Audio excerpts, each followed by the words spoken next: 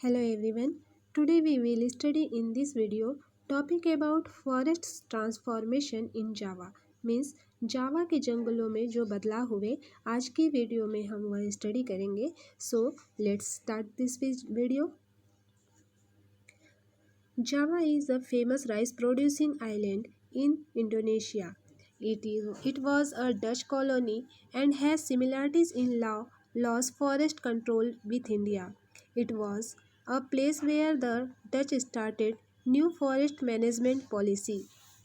जावा को आजकल इंडोनेशिया के चावल उत्पादक द्वीप के रूप में जाना जाता है, लेकिन एक ज़माने में यह जो क्षेत्र था अधिकांशतः यह जंगलों से घिरा हुआ था. इंडोनेशिया जो था एक डच उपनिवेश था और जैसा कि हम स्टडी करेंगे भारत और इंडोनेशिया के जो फॉरेस्ट लॉ थे उनमें बहुत सारी सिमिलरिटीज़ थी.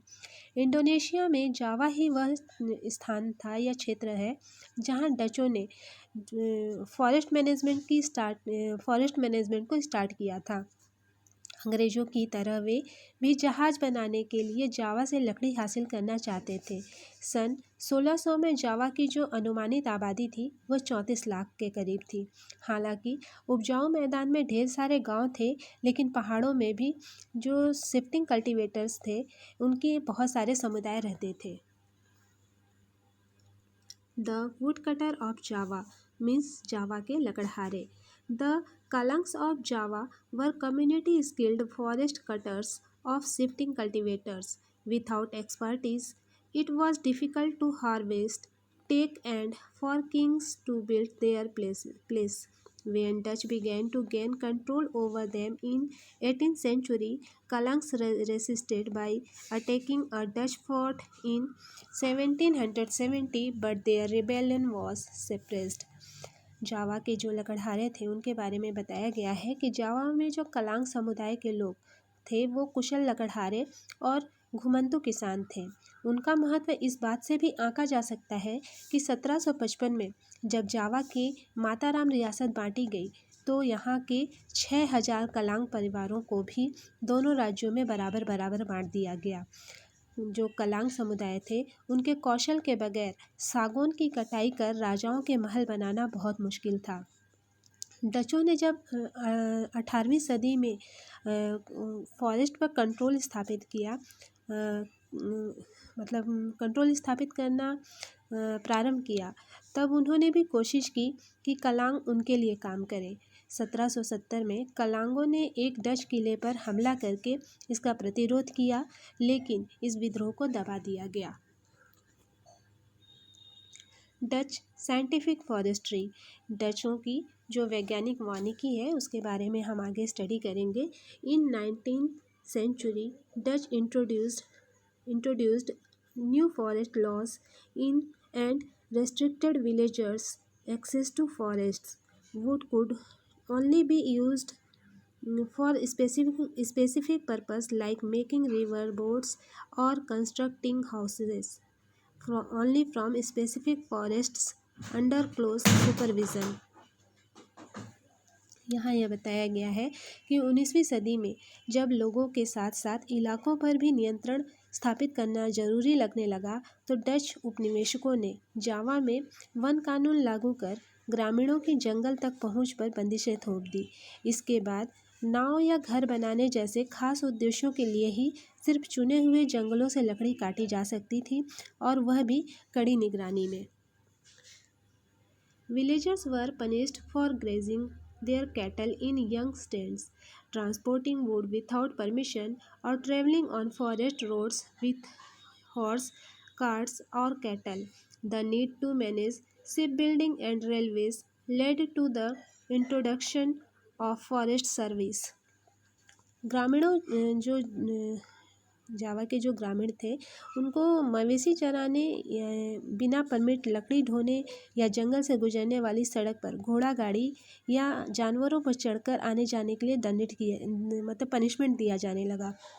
भारत की ही तरह यहाँ भी जहाज और रेल लाइनों के निर्माण में वन प्रबंधन और वन सेवाओं को लागू करने की आवश्यकता पैदा कर दी गई.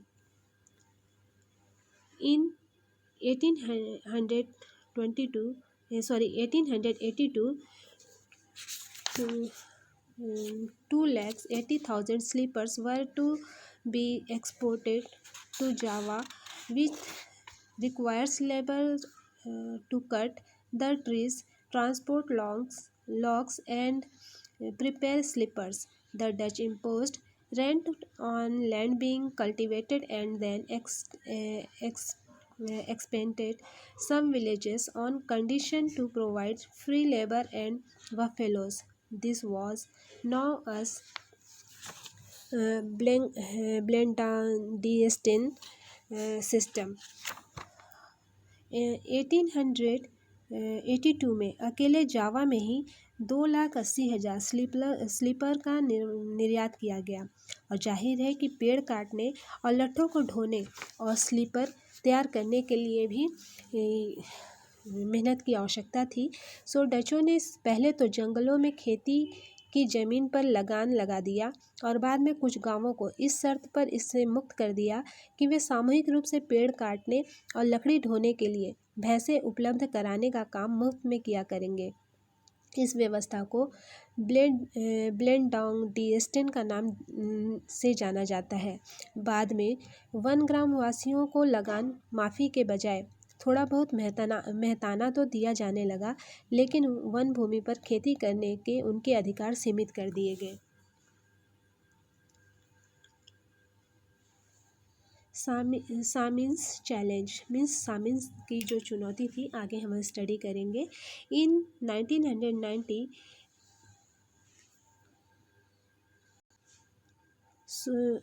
सुरांतिको सामिन रांदू ब्लांतुंग village questioned on state ownership of forest.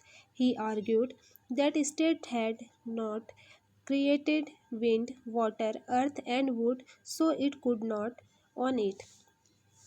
यहाँ यह बताया गया है कि सन 1890 के आसपास सागौन के जंगलों में स्थित रांदू ब्लांतुंग गांव के निवासी सुरोंतिको सामिन ने जंगल पर राजकीय मालिकाने पर सवाल खड़ा करना शुरू कर दिया। और उनका तर्क था कि चूंकि हवा, पानी, ज़मीन और लकड़ी राज्य की बनाई हुई नहीं है, इसलिए उन पर उनका अधिकार नहीं हो सकता। In 1907, around 3,000 families followed his ideas. A widespread movement was developed. Some of the Samins protested by laying down on their land in front of Dutch, while others refused to pay taxes or fines or perform labor. और इससे जो सुरंतिको सामिन ने जो अपना मतलब तर्क प्रस्तुत किया था कि हवा, पानी, ज़मीन और लकड़ी राज्य की बनाई हुई नहीं है, इसलिए उन पर डचों का अधिकार नहीं हो सकता, तो जल्दी ही एक व्यापक आंदोलन खड़ा हो गया। और इस आंदोलन को संगठित करने वालों ने सामिन का दामन भी सक्रिय मतलब जो सामिन थे उनके जो दामाद थे वो भी सक्रिय थे। सन 1907 तक 3,000 परिवार सामिन के विचारों को मानने लगे थे। डच जब ज़मीन का सर्वेक्षण करने आए तो कुछ सामिनवादियों ने अपनी ज़मीन पर लेटकर इसका विरोध किया, जबकि दूसरों ने लगान या जुर्माना भरने या बेगार करने से इनकार कर दिया। War and deforestation. The First and Second World War had a major impact on forests. In India, working plants were abandoned and forest department cut trees freely to meet British war needs. War and deforestation का मतलब हुआ युद्ध और one विनाश। पहले और दूसरे जो वर्ल्ड वार हुए, first and second world war का जंगलों पर बहुत गहरा असर पड़ा। भारत में तमाम चालू कार्य योजनाओं को स्थगित करके वन विभाग ने अंग्रेज़ों की युद्ध की ज़रूरतों को पूरा करने के लिए बेतहाशा पेड़ काटे। Dutch followed a scorched earth policy in Java and destroyed sawmills and burnt huge piles of giant teak logs so that would not fall into Japanese hands. और जावा पर जापानियों के कब्जे से ठीक पहले डचों ने भस्म कर भागो नीति, जिसे स्क्रॉच हेड अर्थ पॉलिसी कहा गया है, मीन्स भस्म करो और भागो की नीति कहा जाता है इसे, अपनाई, जिसके तहत आरा मशीन और सागौन के विशाल लट्ठों के ढेर को जला दिया गया जिससे वे जापानियों के हाथ न लग पाए। The Japanese exploited the forests recklessly for their own war industries, forcing forest villagers to cut down trees. Many villagers used this opportunity to expand cultivation in the forest. इसके बाद जापानियों ने जो वनवासी थे उनको जंगल काटने के लिए बाध्य करके अपने युद्ध उद्योग के लिए जंगलों का निर्मम रूप से दोहन करना शुरू किया। बहुत सारे गांव वालों ने इस अवसर का लाभ उठाकर जंगल में अपनी खेती का विस्तार किया। As in India, people's need for agricultural land has brought them into conflict with forest departments' desire to control the land and exclude people from it. जंग के बाद इंडोनेशियाई जो वन सेवा के लिए इन जमीनों को वापस हासिल कर पाना कठिन था।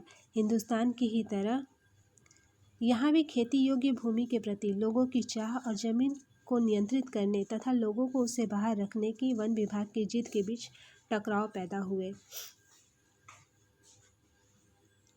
New developments in forestry since 1980s, government across Asia and Africa have begun to see that scientific forestry and policy of keeping forest communities away from forest has resulted in many conflicts.